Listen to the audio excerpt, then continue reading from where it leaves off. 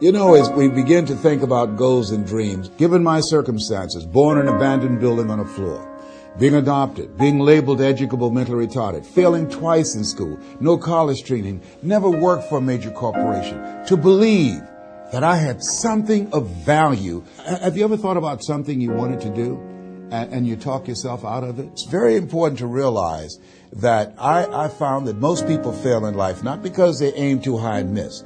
Most people fail in life because they did just like I did for so many years. They aimed too low and hit. They didn't believe in themselves. So I want you right now to revisit and look at your goals and dreams, and let's raise the bar. And I want you to say with me, it's possible. It's possible.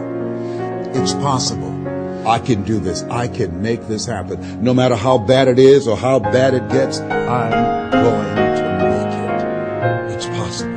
Yes, your dream is possible. Say that to yourself every day. Feed your mind with words that you write and words that you hear and words that you speak to yourself. Feed your faith and your doubts will starve to death. Say to yourself, it's possible. It's possible.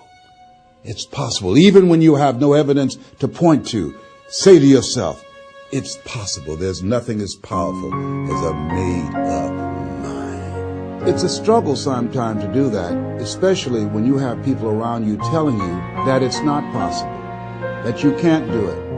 And they're constantly pointing out your failures of the past, constantly reminding you of all of the things that you don't have going for you. I'm reminded of the story of the two little boys that were playing on some ice during the winter.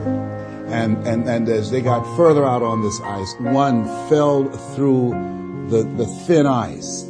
And so the little fellow that was still on top of the ice, he was trying to save his little buddy. And he couldn't reach him. He was trying to pull him. He could see him through the thin ice as he got further away from him, struggling. And he couldn't reach him, and he was trying to break the ice, and he couldn't do it. And he looked around, and he saw a tree in the distance, and he ran, and then he got up on the tree, and he pulled and broke down an enormous-sized branch, and came back and savagely began to beat that ice, and broke it, and miraculously, he saved his friend. And when the paramedics came, and they were able to revive this little boy, they were scratching their heads. They're trying to figure this out. Said, how could this little pruny fellow go up in a tree and break off a branch this size and then come back and beat and break the ice and save his friend? They thought it was just miraculous. It was baffling. And an old guy who was there said, I can tell you how he did it. And they said, how? How did he do it? And he said, there was no one here to tell him that he couldn't do it.